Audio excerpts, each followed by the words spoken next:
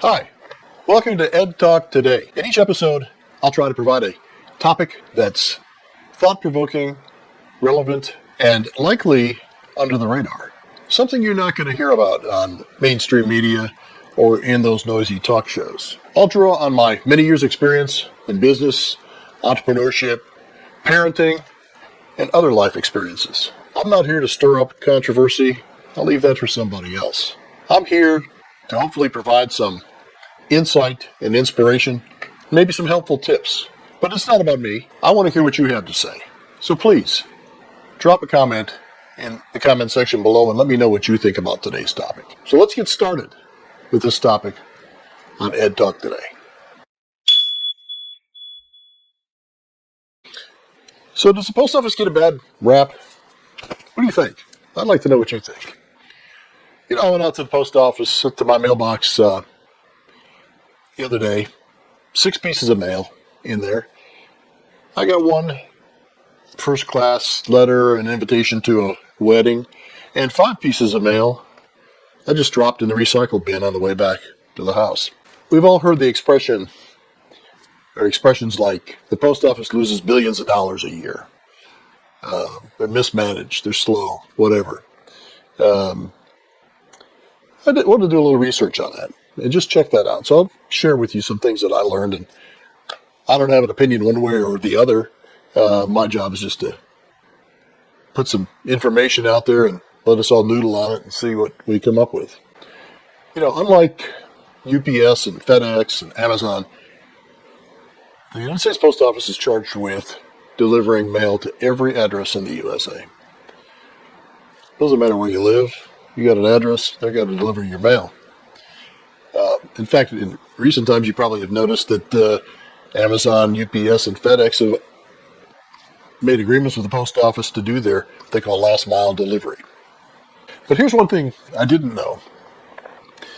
In 2006, Congress passed something called the Postal Accountability and Enhancement Act. They always have some really fancy names for these, and I guess we call it the PAEA Act. That changed a lot of things with the post office.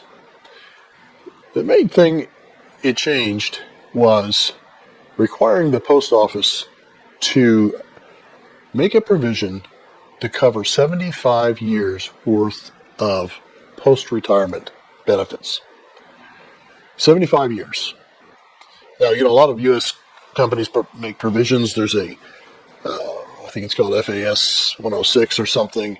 It's an Financial Accounting Standards Board that requires companies to provide for post-retirement health care or whatever, but it's not a requirement. They just have to disclose that in their financial statements. But to provide for post-retirement health benefits and benefits that are 75 years out, people don't even work for the post office for 75 years, and their retirement is sure not 75 years long, and they may be providing for health benefits for retirees who aren't even born yet. An interesting provision in the law, or interesting law, I should say. So this new law required the post office to set aside something like $5 billion or $5.5 billion a year, every year, of their profits toward building up this nest egg to cover retirement benefits.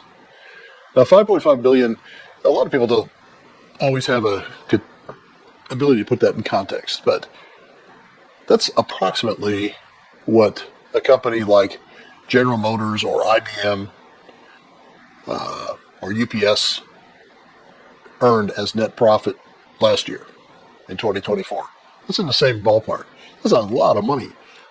Moreover, the act required them to invest this money in ultra-safe places, and mainly U.S. treasuries, treasury-type instruments that generally pay 2 to 4% or something like that. That varies, but safe investments pay less. Whereas other pension managers, people who manage pensions for other firms or other unions and so on, generally have the benefit of diversifying among investing in stocks, corporate bonds, real estate, other assets, in addition to safe things like treasuries, to get their generally 6, 7, 8% return and build up for retirement. So I guess my question there is, what was the purpose of that law in the first place? Maybe an attempt to privatize the post office? I don't know.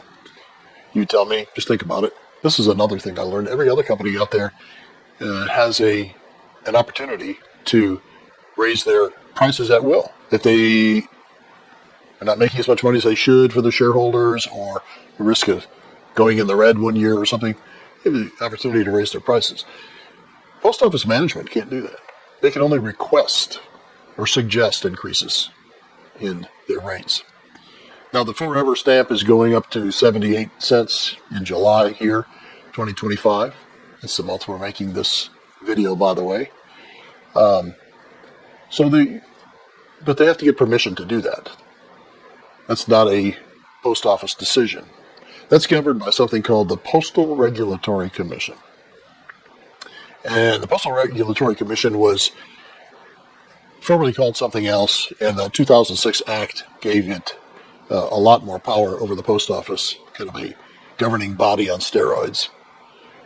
And those 6 people on the commission are political appointees, of course, subject to political pressures, I suppose.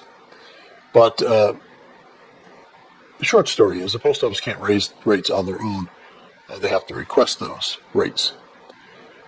And an interesting aspect to that, in my opinion, is if you take that 78-cent stamp that you and I buy to send a letter or a Christmas card or whatever, that's one thing. But approximately 51% of the mail that goes through the post office system is bulk mail and marketing mail.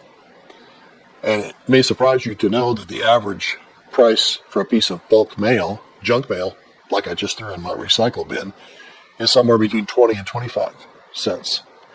Much less than that first-class mail. Now, there are lobbying groups, I'm sure, out there that try to help keep those costs low, but if 51% of your volume that takes up a lot of your space in your trucks and your sorting equipment and those mail trucks that go down the street, if 51% of that is at a much reduced rate, just seems a little bit, I don't know. I don't know the answer to this. I don't have a dog in this fight. It's just something that I'm very curious about. Now, I really like my letter carrier. She's a real nice lady. She's pleasant and does a great job.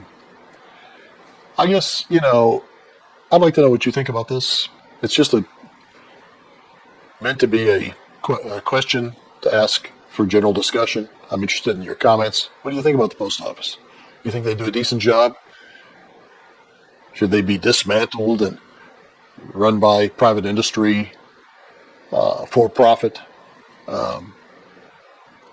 What do you think? Let me know in the comments below. And we'll see you next time on Ed Talk Today.